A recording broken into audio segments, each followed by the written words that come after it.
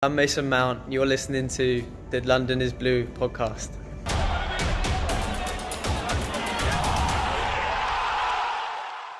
All right, Chelsea fans, welcome back. Another week, another round of episodes from the London is Blue podcast. As always, your host, Brandon, joined by Nick and Dan. This week, special guest, friend of the pod, Mike Ruiz. Happy to have you back. Unfortunately, last time we recorded with you, we actually didn't record, so already off to a better start today. Yeah, this is my second cap of the 2020 season, but the first official cap, so I'm really hoping that this one makes it to air, because the episode, the Lost Tapes, it was a mighty good episode, if I do say so myself. We voided that part of the season, Mike. I don't know if you're aware of that. We were going to record. Our next scheduled appearance view was going to be after the second leg of Bayern Munich in the Champions League. So it was like we had it all set. We were set months in advance, and then yeah, all went down the drain. But not all is lost. Today, great timing for us, because while this was coming out on a Monday, we're actually recording the previous week, and it was just announced that Willy Caballero and Olivier Giroud, they have extended 1-year contracts with the club, which at first, Dan, this is a little weird because the Giroud contract has essentially been reported and assumed was done. They were just waiting to decide when to announce it. And then they just nonchalantly dropped both of these today. Well, things come in, good things come in pairs. And so why not announce both Willy Caballero, you're in good hands, the Allstate man, and Olivier Giroud, who somehow has the best fade still in existence from the photos rolling into Carbon in the Ferrari, Mike. Like, perfect timing. I'm happy with it. Yeah, I'm happy. But, excuse me. We'll do a pickup. Sorry. 3, 2. Yeah, I'm very happy about having Olivier Giroud back with the club. And obviously, just before the suspension of play, it looked as though he was delivering for the club in ways that they desperately needed, that veteran presence. The answer was there all along. He obviously wanted to improve his playing time situation. Chelsea actually end up lucking out. That deal falls apart, and they have an answer to many of their problems. And Chelsea actually end up playing well, really on the shoulders of Giroud, helping them out as they lead up into the stoppage of play. The Willy Caballero thing was a little bit of a surprise, but I guess Frank Lampard knew what he was doing with the whole Kepa jerking around thing, because apparently the goalkeeper of the future is on the roster as Willy Caballero is coming back. Well, future. There it is. 38 years old. Yeah. Nick, let's start with Giroud. So obviously he had an option in his contract for another year. Chelsea took him up on that. Again, with both these deals, it seems like just smart, safe business, not a lot of concern over it. Again, this could be, in a more of a cynical world, just locking them up. So if they do then sell them once the dust has settled, obviously they can get more out of them. But to the point of Olivier Giroud, he's 33 years old. Birthday is in September, so he'll be 34, assuming a semi-traditional calendar is held. Obviously, World Cup winner. In the Premier League, he definitely was a tale of two halves, didn't really play up until December, and then lit it on fire a little bit. So again, I think Frank talked a lot about, just the experience that Giroud does bring to the team. We've seen Hazard call him the best striker to play with because of literally Giroud was a wall for him. Hazard would pass into Giroud, he would get it back and do his thing. Obviously, you guys have a beard game connection. But putting that aside, your biasness, I guess, what does one more year of Giroud in this climate mean to you? It means that Michy Batshuayi is not going to be here, probably, more than anything. Nor Dries Mertens. Thank goodness. Dries Mertens. There's a slight height difference between Mertens and Giroud, just a small one. So, I don't know, man. I'm very excited about Giroud. Like, I think he's been more than adequate in the role that he's been played in, kind of as a super sub or as a guy who can spell the starting striker, whether that was at the time Morata or it was, kind of looking at Tammy this year. It's clear to me that he still brings something to this team. I think his hold-up play is still the best on the team, although we saw Tammy improve throughout the year on that. I think his ability to When Chelsea have elected to go long and kind of route one football this year, he's the perfect option to have up there because he can get on the end of them, on the end of the long balls from, let's just say, Willy Caballero and play people in that way, which is something that Tammy doesn't quite have in his locker yet. And he started scoring goals again, which was great. I think we looked at him a lot last year in the Europa League as like, kind of our leading goal scorer and maybe our best player in that competition, to be fair. Europe's best striker at the time. Thank you very much. Europe's best striker, Olivier Giroud. But yeah, I think we've talked about his attitude, Mike, and being able to be ready after not being called on for so long and how tough that is as a professional. But this was an area that we said that Frank Lampard, midway through the season, basically admitted that he was wrong. And now this is a huge admittance that this is a guy that can help carry the team forward for a year. It's funny that as we see more and more youth finally crack the first team with Chelsea, they continue to go back on a previous sort of edict, which is handing out these extensions to players north of 30, 31, 32. They did it with David Luiz, and we were all surprised. And then a couple weeks later, David Luiz leaves. So, but maybe that's here to stay now with Willy Caballero and Olivier Giroud happening simultaneously. Olivier Giroud, absolute professional the way he's carried himself this season. He wanted to play. Look, this heading into the Euros of this summer, that might have been his last chance with the national team. You can't fault the guy for wanting to round himself into form as he maybe puts on that national team shirt for the last time. I don't fault him for that. Credit to him for coming back to Chelsea, not really holding any grudges, and proving Frank right to trust him to come back, and maybe Frank a little bit wrong to not trust him quick enough. He was unlocking teams with his play. He's crafty. His hold-up play, as you mentioned, it was so severely lacking at times when Tammy wasn't scorching red hot like he was earlier in that season. Michy Batshuayi just wasn't getting the job done. It's a different skill set. I like being able to have, even if he's your third striker, to have a striker with that specific skill set, I think is invaluable, Dan.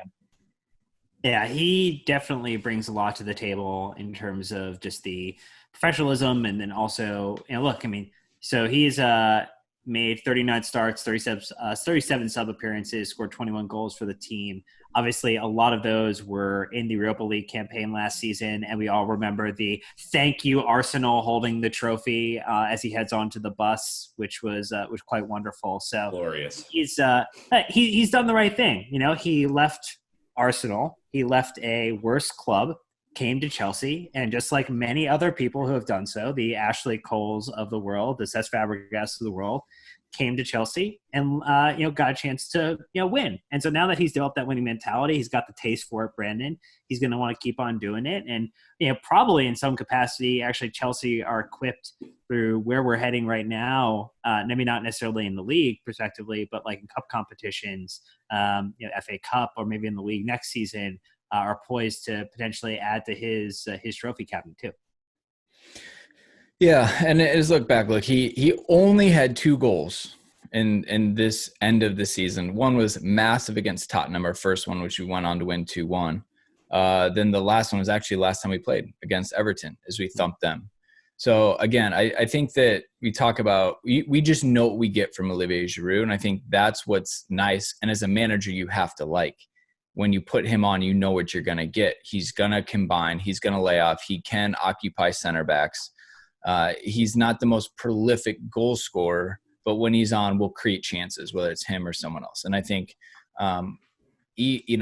especially where we're at right now with Tammy being inconsistent, his highs are really high, and then maybe he'll come down a little bit, and that's okay because he's young and developing. Again, having Giroud at 6.5, 7 every single week, it just helps, and it keeps the squad settled. So again, I think that the best part about him is you know what you're going to get. And again, as a manager, we've heard Mourinho and all these other managers say they would rely on the players, who showed up and were consistent, even when maybe they weren't the right choice, because that's who they put their trust in. It's also really quick. It's also for Frank a legitimate rotation option. Like he kind of, Tammy ran himself into the ground and got hurt a bunch, right? And the advertising boards and the post and some inanimate objects on the field for sure. But it's it's really important, for a young guy like Tammy to not pick up the Ruben Loftus-Cheek steady injury pattern, right? I hope that Tammy gets back to full strength, but hopefully a little bit more rotation, keeping legs fresh is a good thing. And I think Giroud is definitely an option there. All right. World Cup winner, Olivier Giroud, one more year. Excited for that. The next contract that was announced, Willy Caballero, stay for another year. It was a little interesting.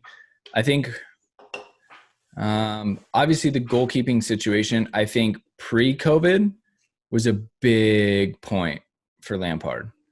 Post-COVID, I feel like the club probably are like, well, that 7-year contract is actually going to be a lot harder to do something with, even 2 years in, than what it was before. So Dan, they decided to bring Willy Caballero back. He's 38. Again, you can only get away with it in the goalkeeping position really right now.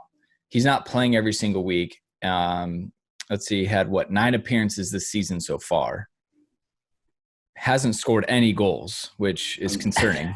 Unbelievable. But overall, Lampard still had a ton to say about Willy Caballero. Probably, honestly, more than Olivier Giroud.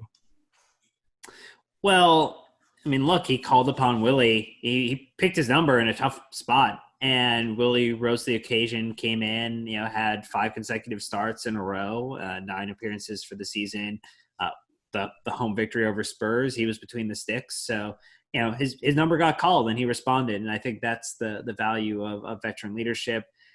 We have a lot of uncertainty, Mike, about what's going to happen from movement or, how many players are going to be able to sign heading into the summer or whatever the summer window is. And so just having one more position secured, even if you were hoping that this was a position where maybe we'd upgrade, bring in some competition to really even continue to push Kepa further, it's maybe going to allow us to address a larger area of need, maybe that left back position, maybe from a winger position or a midfielder we're looking for. It just seems smart and prudent, even though someone might have been hoping for a flashier kind of backup signing. Yeah, I get the people wanting something flashier. To me, Willy Caballero's been a professional his entire time throughout Chelsea. Pretty dependable when called upon. Obviously, you mentioned put in a difficult position this year. And I think ultimately his job was to get Kepa motivated to get back into that first team. And we saw Kepa sort of rise to the occasion just before play stopped. So Willy Caballero being a good teammate there, to me, it sort of screams we don't really know what the transfer market's going to look like, what this whole registering new players world is going to look like as we work through this pandemic. So might as well keep the dependable, sturdy, professional backup. Probably not the right summer to address that this offseason. We have the proven commodity, and he's earned himself that contract. I'm happy for him. While all this stuff was happening with the goalkeepers this year, Bolka, I know, was a player that was really impressing a lot of people during preseasons. I wish he got a shot. Maybe in retrospect, with hindsight, given what happened with Kepa this year, maybe that's a move that you live to regret a little bit, but the situation is what it is, and Caballero's fine for a backup goalkeeper. We see several veteran backup goalkeepers in the Premier League, and Caballero's in that upper echelon of backups. God, I hope we have a buyback on Bolka. That would be huge. Yeah, I mean, I think both these signings, by the way, we were talking about the pandemic and the financial situation, all those implications, right? I think that's a huge part of this. It's kind of, for lack of a better phrase, the devil you know rather than the one you don't, right? Neither one of these guys are on massive wages, so it's not like you're re-signing someone at $300 a week, and they're proven commodities, right? Willy's started in the Premier League for a long time. I mean, he's 38 years old, so he's been around a while, and he's someone that, Brandon, from a goalkeeper's perspective, I need you to kind of chime in here, because if Kepa struggles to be motivated for the second, third, fourth year in a row, like, obviously that's a situation that will have to be resolved. But do you think that Willy has a chance, if and when play resumes, to be the number one? I don't know, because, I mean, Willy still seems like he has the fire and the competitive edge. And I think that's important. I love Rob Green. I don't think we saw that from him when he was at Chelsea. I think he was totally fine being the bullpen catcher and was like, you know what? Maybe you don't need me for warm-ups today. I'm just going to be back here. So I do think that it is good to see that Willy Caballero is engaged and still seems like he has the fire in him. Because when you build a roster, the third spot goalkeeping, you really want to use that for a young English player to boost your homegrown player status. And so if you're going to re-sign Willy, to me, that means you're not going to bring anyone else in to compete with Kepa. So that's our core. We're back to the Kepa Willy show again next season. And I think it'd be interesting. You talk about Kepa not being motivated. I think the club kind of, when you give a player a 7-year contract and that much money, kind of gives them some complacency. Like, what are you going to do? Sell me? You can't. So maybe I'm not going to try as hard. Frank was like, I'm not having it. Put in Willy. Willy did a good job. So look, Caballero, guys, he's from Argentina. Clearly he loves dancing because he'll come flying out of his box in no man's land, doing things that none of us can imagine. He still has that in him. Okay. And so he's not great at crosses. Like, he has limited skill sets, but again, he brings experience, and he did compete with Kepa last year and it had a net positive. So again, I think the club are just making safe moves financially. And then from a playing squad, like, did either of these moves really increase, or make the team better? No, but they definitely didn't hurt us. And in this climate right now, that's a good move. No one's looking to make power Sancho moves right now. So I just kind of take it with that type of lens versus, no, like, Caballero doesn't really excite me, but I can understand the pragmatism behind it, and that's okay. Yeah, the youth's not going away. Mm-hmm. The youth is going to continue to grow. The academy is always going to be there. And these players, look, they're filling roles right now. Another season's going to go by. They're going to be longer in the tooth. They're going to settle in. They're probably going to fall out of favor in terms of rotational status. That's part of the gig. I think they know what they're signing up for. I think the professionalism is being rewarded here. And like I said on the top when we started discussing Willy Caballero, this seems to me as a COVID move. And I think given the circumstances, no one can really feel strongly against either of these two moves. Yeah. Well, yeah. I mean, you talk about the youth coming in. What if this creates a pathway for like Armando Broja potentially to come in and be a top tier striker for us? What if it gives a pathway to someone like Jamie Cumming in the future, or Baxter, some of the other youth goalkeepers that we have either on loan or in our academy? Like this is what you want a veteran signing to do for you, is either buy time to reevaluate the talent that you have in-house, or help you understand that you need to go outside of your own institution and acquire the talent that just doesn't exist in your building. So nice long-winded plug to go listen to our Chelsea Youth series that we did, because that was fantastic with Phil.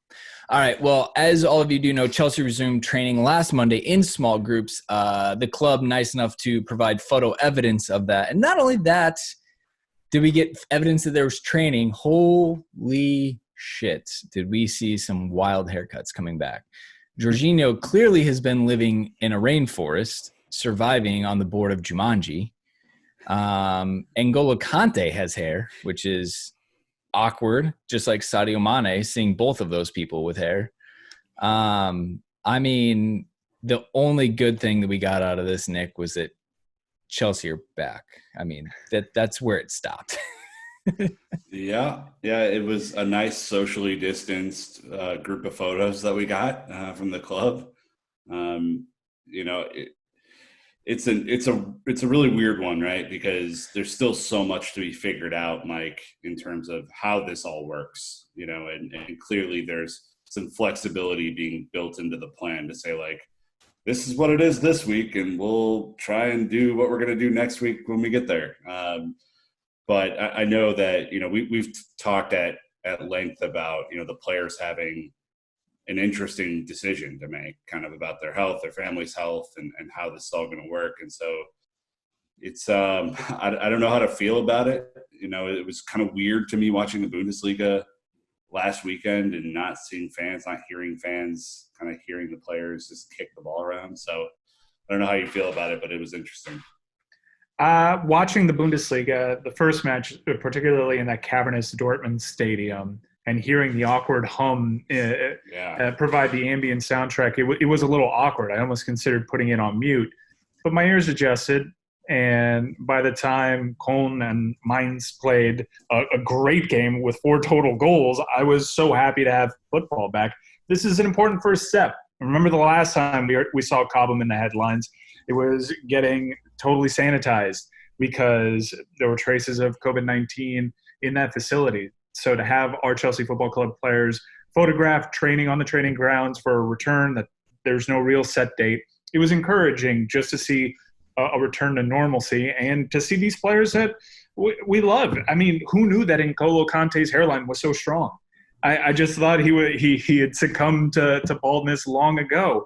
It was a choice for N'Golo Kante. Ross Barkley had tattoos, had the tattoos removed, comes back, has tattoos, has a beard. I'm very confused. Kepa his hair had grown to lengths that we haven't really seen from Kepa. Very next training session, back to normal Kepa. So it was good to see people struggling with the pandemic blues as I look around on this Zoom and see everyone is wearing a hat. That's not a coincidence. But then to see Olivier Giroud once again bathed in white light like nothing ever happened. So that was cool to see as well. Yeah, so some of us were made for pandemics. Their name is Olivier Giroud. No, I guarantee he just like married a stylist or something. So he's like, I'm never going to have to worry about it. So she's doing his hair, makeup, style, everything. Oh, I mean, Nick, it helps if you have the millions to support that. I'm just this close on the salary thing, but I'm